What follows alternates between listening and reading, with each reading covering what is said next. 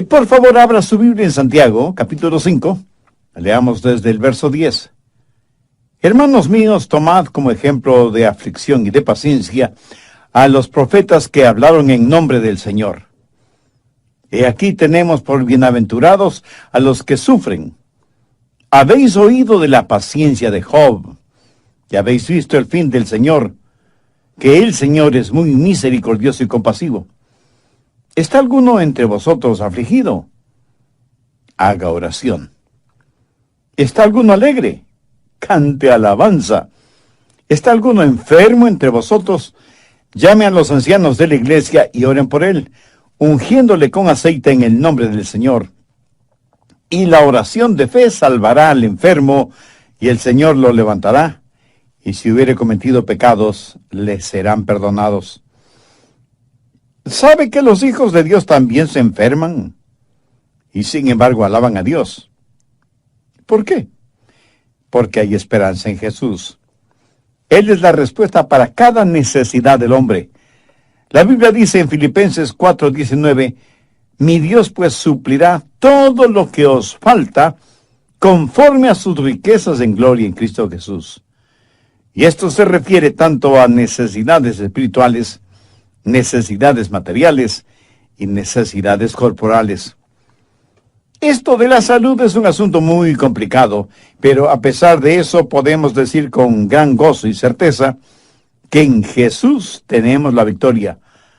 Por lo tanto, no hay necesidad de que un creyente nazca llorando, viva quejándose y muera desilusionado. El cristiano debe ser una persona victoriosa, pero con todo y eso, los cristianos también sufrimos aflicciones. Note lo que dice Santiago 5:10. Hermanos míos, tomad como ejemplo de aflicción y paciencia a los profetas que hablaron en nombre del Señor. Es evidente que los profetas sufrieron aflicciones. Verso 11. He aquí tenemos por bienaventurados a los que sufren. Habéis oído de la paciencia de Job. Usted bien sabe la historia de Job. Él tuvo aflicciones materiales, físicas, emocionales y corporales. Los problemas de Job fueron proverbiales. Así que el asunto de salud es un asunto complicado. Al respecto, veamos algunos puntos importantes. Primero, la causa de la enfermedad. ¿Por qué la gente se enferma? Las causas son muchas y variadas. Algunas personas se enferman debido a su pecado. De hecho, seguramente nos sorprenderíamos al saber cuántas enfermedades físicas son el resultado del pecado. Busque 1 de Juan 5:16. Si alguno viere a su hermano cometer pecado que no sea de muerte, pedirá, y Dios le dará la vida. Hay un pecado que es de muerte. Ahora, sin adentrarnos en todas las ramificaciones teológicas de este versículo, sencillamente quiero que note que algunas personas mueren debido a su pecado. Y Juan aquí no está hablando de muerte espiritual, sino de muerte física. Busque 1 de Corintios 11:30. Por lo cual hay muchos enfermos y debilitados entre vosotros, y muchos duermen. Cuando Pablo dice duermen, pues no se refiere a la acción de dormir, sino al hecho de estar muerto. ¿Pero qué quiso decir con eso? Que debido a sus pecados se enfermaron. En otras palabras, muy frecuentemente, nuestra enfermedad es el resultado directo de nuestro pecado. Dios ni siquiera tiene que juzgarnos porque nuestro propio pecado nos juzga. Por ejemplo, los alcohólicos se intoxican con lo que beben. ¿Sabe usted lo que es un tóxico? Pues es un veneno. Y si una persona está intoxicada, quiere decir que se ha envenenado ella misma. Esa es la razón por la que muchas personas, cuando se intoxican con licores, vomitan. Tal pareciera que sus estómagos tienen más sentido común que sus cabezas. Sus estómagos reaccionan frente al veneno y tratan de rechazarlo, y sin embargo el alcohólico sigue bebiendo. ¡Qué necedad! ¿No le parece? Un borracho se envenena a sí mismo y afecta negativamente a todo su cuerpo. Se le enrojecen los ojos, tiene mal aliento, pierde el sentido de equilibrio y dirección, puede dormir su borrachera sobre basura y no darse cuenta de ello. Personalmente yo no me explico cómo nadie puede defender ese vicio y decir que mientras se beba responsablemente, todo está bien. En la actualidad se dice que el alcoholismo es una enfermedad. No es extraño que mientras se está buscando la causa de muchas enfermedades para combatirlas y erradicarlas, en cambio se hace una impresionante propaganda para que la gente beba más. Entonces, como dicen, si el alcoholismo es una enfermedad, ¿por qué hacen tanta propaganda para que nos enfermemos?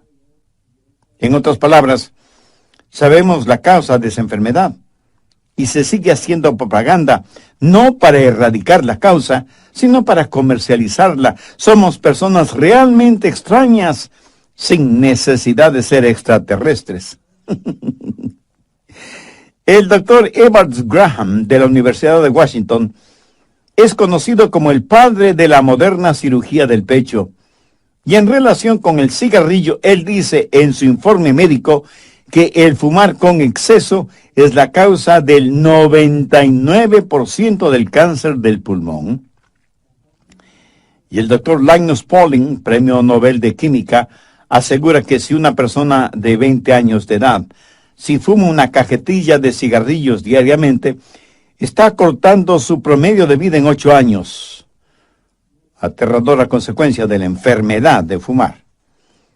Ahora, quienes hicieron estas declaraciones no son ni pastores, ni predicadores, ni sacerdotes o líderes religiosos. Son científicos investigadores que hablan de los resultados de sus investigaciones. Hay otras personas que se enferman debido a la dieta que tienen y la practican hasta el fanatismo, sin ninguna supervisión médica o de algún reconocido nutricionista. Parece que cada persona tiene su propia dieta y trata de hacer que los demás la acepten. En términos generales, no comemos comidas sanas. La actual es una generación que sabe más de comidas rápidas que no benefician, que de comidas nutritivas que son buenas para nuestros cuerpos. Y algunos de ustedes estarán pensando, bueno, lo que está diciendo no tiene que ver conmigo, porque yo no bebo, no fumo, no como comida basura y no vivo una vida sexual desordenada. Pues mi amigo, le felicito. Pero, ¿qué de las preocupaciones? ¿No sabe que la preocupación hará en usted físicamente lo mismo que la arena hace en una maquinaria?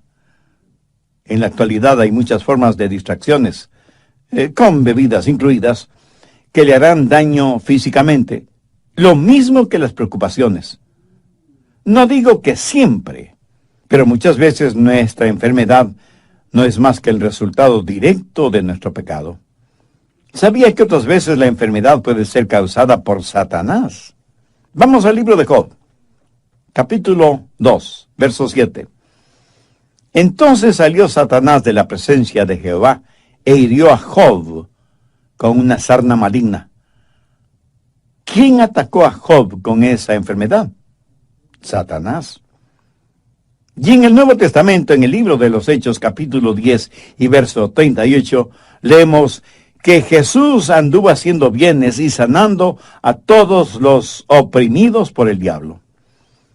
Satanás hirió con una sarna a Job y tuvo muchos hombres y mujeres bajo su opresión física. La opresión satánica se tradujo en enfermedades físicas. Así que algunos están enfermos debido a su pecado y otros están enfermos debido a Satanás. Ahora escúcheme atentamente.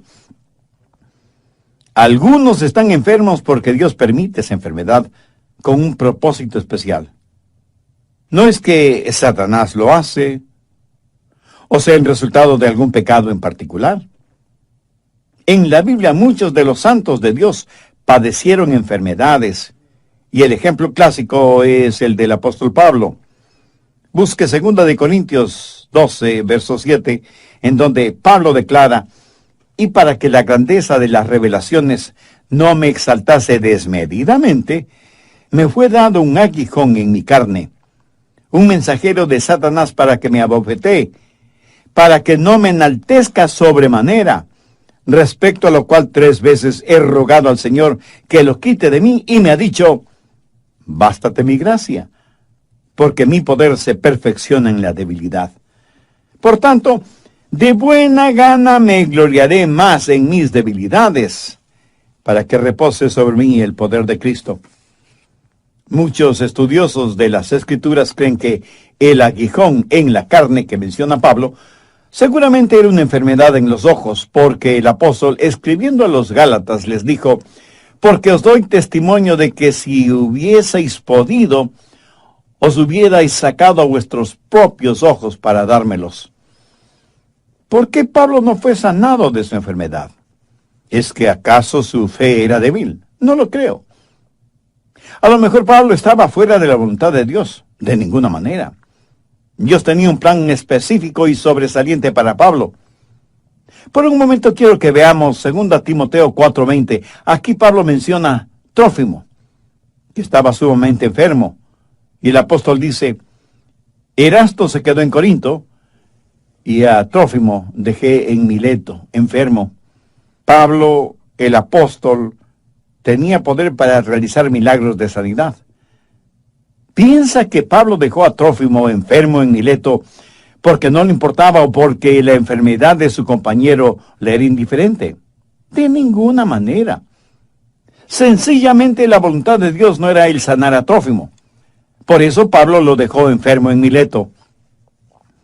Veamos ahora 1 Timoteo 5:23. Este es un consejo que Pablo le da a su hijo espiritual Timoteo. Y le dice: ya no bebas agua, sino que usa un poco de vino por causa de tu estómago y de tus frecuentes enfermedades. Timoteo era un hijo de Dios, un predicador del Evangelio y un gran siervo e hijo espiritual de Pablo. Sin embargo, Pablo no tuvo el poder para milagrosamente sanarle. Lo único que pudo hacer el apóstol fue recomendarle que ya no bebiera agua por obvias razones de contaminación y que más bien tomara un poco de vino. El agua en Israel y en la Tierra Santa, en general, tiene un alto contenido alcalínico, no muy recomendable para la buena digestión. Pablo no le está diciendo a Timoteo que se vuelva un borracho, sino que tome un poco de vino para sus enfermedades estomacales. En el Antiguo Testamento, veamos 2 de Reyes 13, verso 14. Estaba Eliseo enfermo de la enfermedad de que murió. ¿Cómo murió Eliseo, quien tuvo una doble porción del espíritu que moraba en Elías? Murió porque ya no tenía comunión con Dios, y por eso se enfermó. ¿Qué había hecho de malo? Al estudiar la Biblia descubrirá que Eliseo estaba en comunión con Dios y que aún estando en su lecho enfermo, hizo una de las más extraordinarias profecías bíblicas, y no hay ninguna indicación de que Eliseo estuvo enfermo debido a su pecado. Frecuentemente Dios tiene un propósito increíble cuando permite alguna enfermedad a sus santos. ¿Cuáles son esos propósitos de Dios en la vida de sus hijos por medio de la enfermedad? Segundo, para que experimentemos la gracia de Dios. Dios le dijo a Pablo: bástate mi gracia, porque mi poder se perfecciona en la debilidad. Tercero, el poder viene por medio del sufrimiento y la enfermedad. Pablo hizo un maravilloso descubrimiento, que por medio de la enfermedad podía conocer el poder de Dios, quien le dijo: mi poder se perfecciona en la debilidad. En otras palabras, Dios le dijo: Pablo, cuando estés lo suficientemente débil como para depender totalmente de mí, tendrás más poder del que nunca tuviste estando sano. Por eso es que Pablo dijo, por tanto, de buena gana me gloriaré, más bien en mis debilidades, para que repose sobre mí el poder de Cristo. Y la frase para que repose sobre mí el poder de Cristo es muy significativa. Quiere decir literalmente extender el tabernáculo de Dios. Dios ha extendido su poder sobre la vida de Pablo, y por eso el apóstol siente que cuando es débil, entonces es fuerte. Pablo, debido a su enfermedad física, aprendió a confiar, a depender de Jesucristo. Pablo nunca dijo, bueno, si no me puedo curar, entonces debo aguantar. No. Su actitud fue, si Dios no me quiere curar, entonces debo alabar. Amén. Por eso se glorió en su enfermedad. ¿Alguna vez usted le ha dado gracias a Dios por su enfermedad, así como le da gracias a Dios por su buena salud? Piénselo. Cuarto, la productividad a veces viene por medio de la enfermedad. Cuán grandemente ha sido bendecido el mundo por creyentes enfermos. Y aunque no sea difícil el comprenderlo, Dios puede usar nuestro sufrimiento para bendecir a otras personas. Veamos 2 Corintios 1:6. Pero si somos atribulados, es para vuestra consolación y salvación. ¿No es eso maravilloso? Pablo está diciendo, mi aflicción es su consolación. Mi sufrimiento es su salvación. El resto del verso 6 dice, la cual se opera en el sufrir las mismas aflicciones que nosotros también padecemos. Recuerda que a Pablo Dios le dijo lo mucho que debía sufrir por amor de su nombre. La productividad a veces viene por medio de la enfermedad. Busque Juan 15, verso 2. Todo pámpano que en mí no lleva fruto lo quitaré, y todo aquel que lleva fruto lo limpiaré, para que lleve más fruto. Aquí la palabra limpiar significa podar. Cortar aquello que podría ser un estorbo en el crecimiento y desarrollo de los racimos. Y aunque es una operación dolorosa, es necesaria. ¿Necesita usted esa operación espiritual? No sabe por qué tiene la enfermedad que tiene. Pero aún mucho más importante que esto es, ¿cuál es su relación con Dios? ¿Quién es y qué representa Cristo en su vida? Si usted tiene dudas respondiendo esas preguntas, entonces usted necesita hacer una decisión espiritual ahora mismo. Un hombre estaba visitando un huerto de manzanas y vio un árbol tan cargado de manzanas que las ramas tenían que ser apuntaladas, y le preguntó al cuidador de la huerta acerca de la productividad de ese árbol. Y el hombre le contestó, Señor, usted no lo va a creer, pero este era uno de los árboles menos productivos en la huerta, por lo que tuve que tomar medidas drásticas. Con un hacha hice una profunda incisión en el tronco del árbol, y desde entonces este árbol ha dado más manzanas que ningún otro árbol del huerto. Aprendí que cuando un árbol no tiene más que ramas y hojas, pero no da ningún fruto, la herida que le hice en el tronco sirvió para despertar a este árbol, para que diera fruto. Interesante, ¿no le parece? Quinto, la pureza llega por medio del sufrimiento y la enfermedad. Veamos 1 de Pedro 5:10. Mas el Dios de toda gracia, que nos llamó a su gloria eterna en Jesucristo, después que hayáis padecido un poco tiempo, Él mismo os perfeccione, afirme, fortalezca y establezca. ¿Alguna vez ha pensado que a lo mejor sus sufrimientos son para su perfección, para su fortalecimiento, para su crecimiento espiritual? Por eso es que Pedro está diciendo lo que dijo. Mire lo que Job dijo, mas él conoce mi camino, me probará y saldré como oro. En otras palabras, Job dijo, este sufrimiento es como un crisol, en donde serán quemadas todas las impurezas. Y en el Salmo 119:67, David dijo, Antes que fuera yo humillado, descarriado andaba. Mas ahora guardo tu palabra. Primera de Corintios 1, verso 27. Sino que lo necio del mundo escogió Dios para avergonzar a los sabios, y lo débil del mundo escogió Dios para avergonzar a lo fuerte. De paso, permítame decir que la palabra débil en este contexto no quiere decir débil de carácter o sin fuerza física. Más bien significa estar enfermo. ¿Por qué Dios escoge a la gente enferma? La respuesta está en el verso 29. A fin de que nadie se jacte en su presencia. Ahora, ¿cuál es el propósito de todo esto? Verso 31. Para que, como está escrito, el que se gloría, gloríese en el Señor. ¿Cómo es que nuestra muerte puede traer gloria a Dios? Vayamos al Evangelio de Juan, capítulo 21, verso 19. Esto dijo dando a entender con qué muerte había de glorificar a Dios. Dios, por así decirlo, cierra la boca del diablo. El apóstol Santiago usa el ejemplo de Job. La acusación del diablo contra Job era que Job no amaba a Dios. Y la única razón por la cual Job servía a Dios es porque Dios le había sobornado.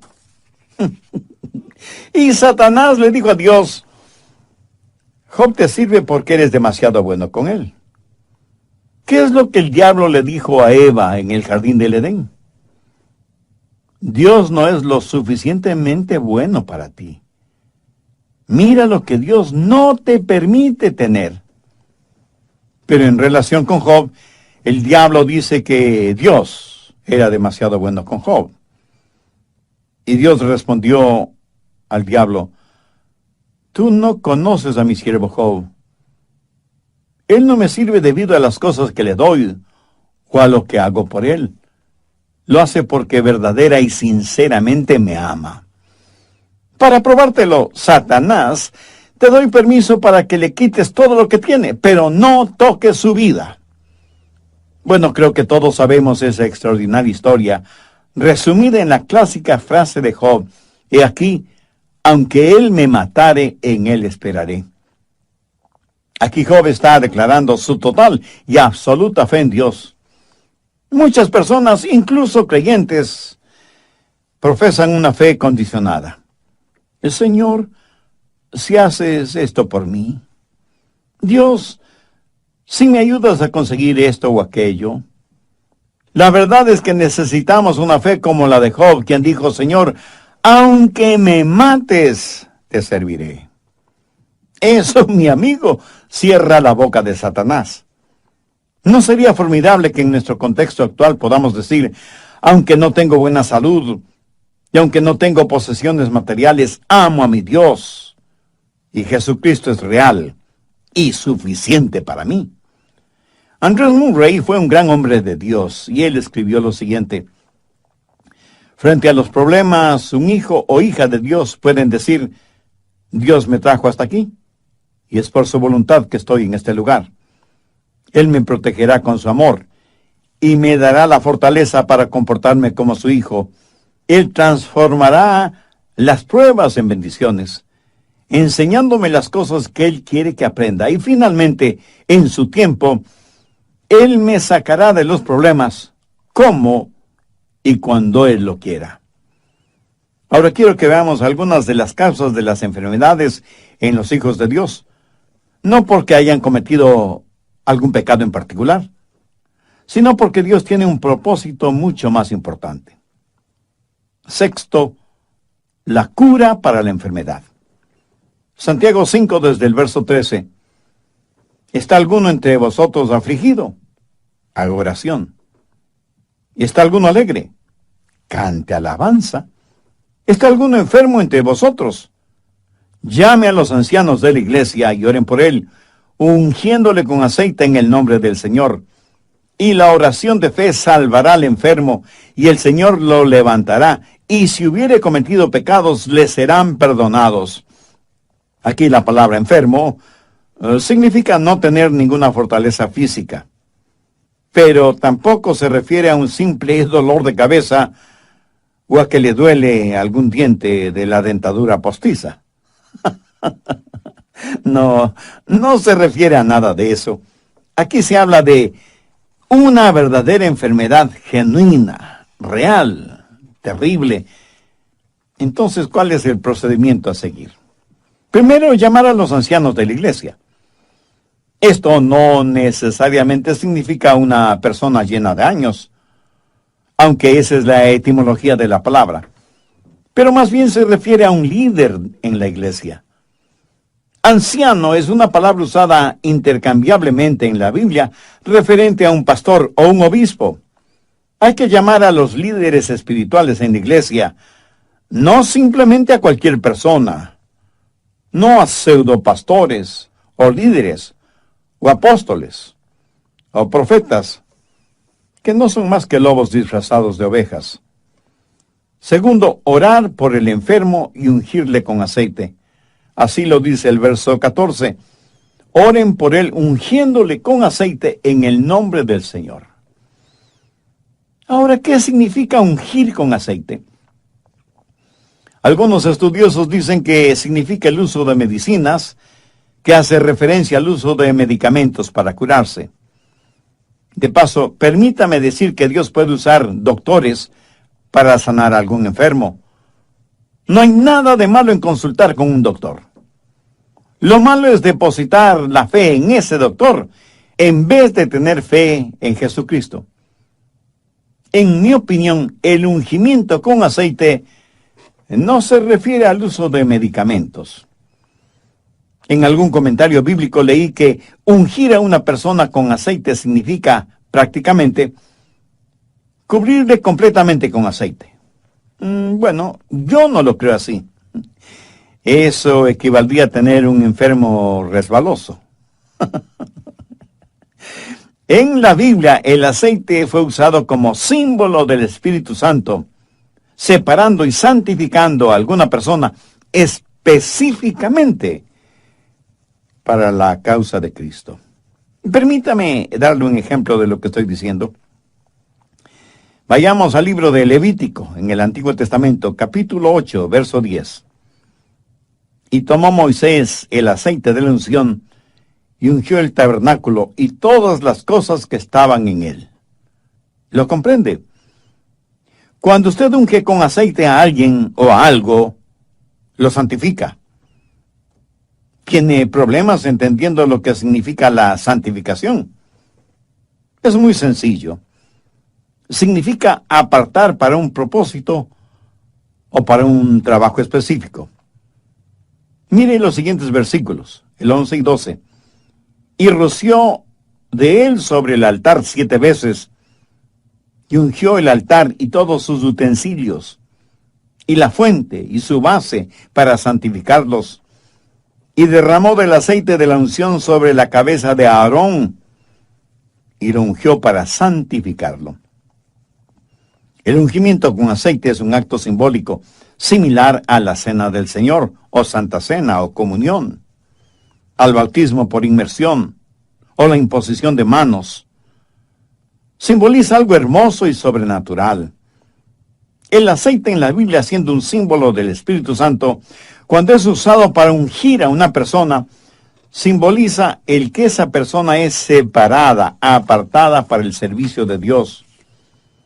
Cuando una persona está enferma y llaman a los ancianos o a los líderes espirituales de la iglesia, y ellos le ungen con aceite en el nombre del Señor Jesucristo, significa que esa persona, aunque esté enferma, está separada para el servicio y la causa de Cristo.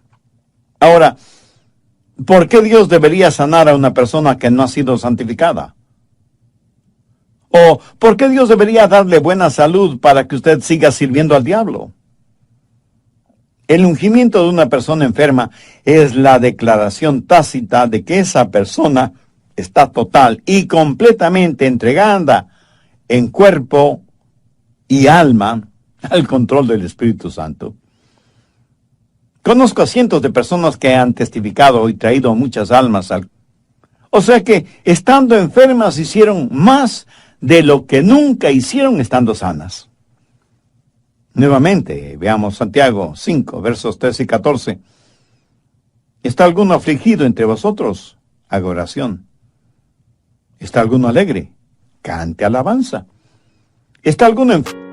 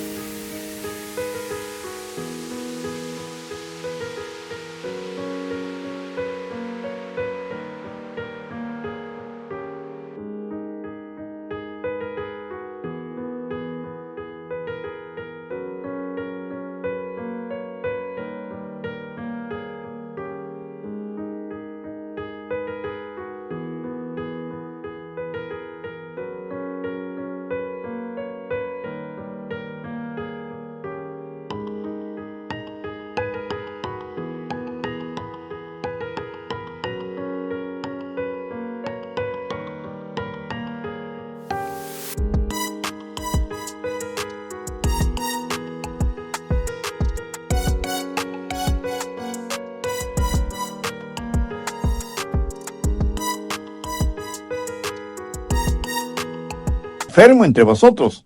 Llaman los ancianos de la iglesia y oren por él, ungiéndole con aceite en el nombre del Señor. ¿Notó eso? Son los ancianos los que oran por la persona enferma. Y tenga en cuenta que esto no es orar con la persona enferma, sino orar por la persona enferma. Los ancianos están ahí para orar, para descubrir y para hacer la voluntad de Dios. La oración que llega al cielo es la oración que comienza en el cielo. No oramos por la primera cosa que se nos viene a la cabeza. Necesitamos conocer la voluntad de Dios. Primera de Juan 5:14 dice, y esta es la confianza que tenemos en Él, que si pedimos alguna cosa conforme a su voluntad, Él nos oye. Oramos por la persona enferma para determinar la voluntad de Dios. Así que primero oramos y luego la ungimos con aceite en el nombre del Señor. ¿Y cuál es el resultado? La oración de fe salvará al enfermo. Si la voluntad de Dios es sanar a ese enfermo, Dios nos dará a nosotros la fe para orar. Ahora escúcheme atentamente, porque hay muchas personas que asisten a esas fuertemente hipnotizantes y emocionantes reuniones de sanación y milagros. Yo creo que la parte más ardiente del infierno está reservada para esos charlatanes y fraudulentos mercenarios espirituales que van por todo el mundo esquilmando a los ingenuos, diciéndoles que el poder de Dios está en ellos para sanar enfermos, cuando no son más que desvergonzados vividores que se aprovechan de la credulidad de los tontos útiles. Esos pseudoapóstoles, pastores, profetas, ministros o como se autodenominen, son una verdadera abominación a los ojos de Dios. Pero esto no invalida el poder de Dios para sanar. Yo creo en la sanidad milagrosa y sobrenatural.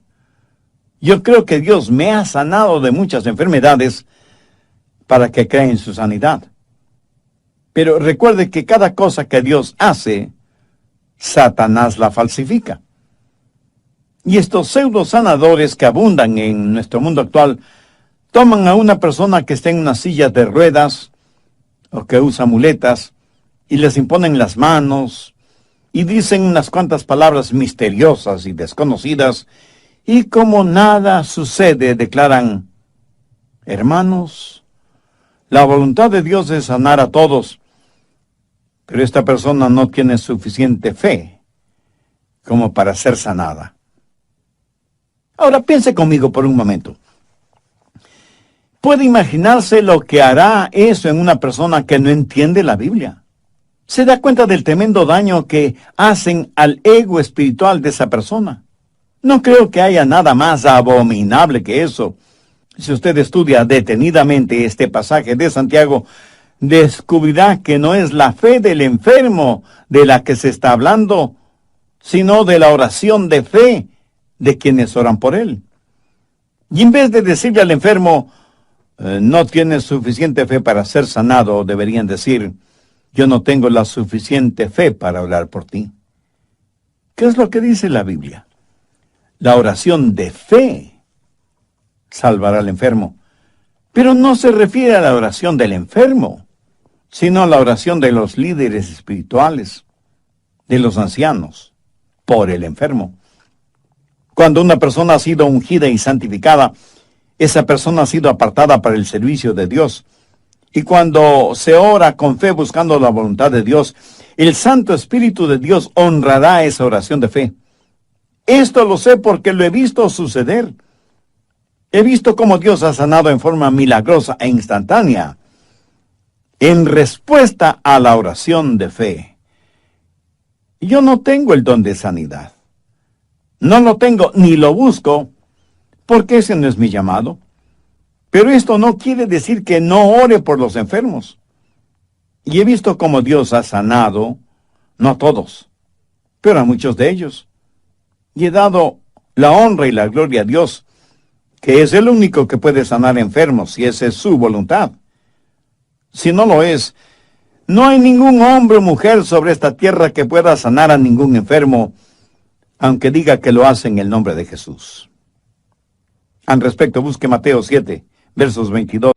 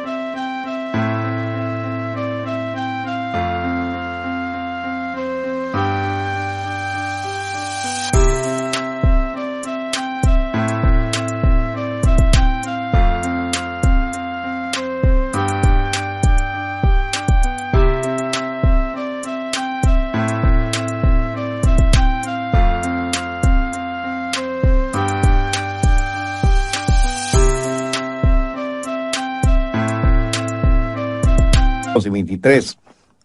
Muchos me dirán en aquel día, Señor, Señor, ¿no profetizamos en tu nombre?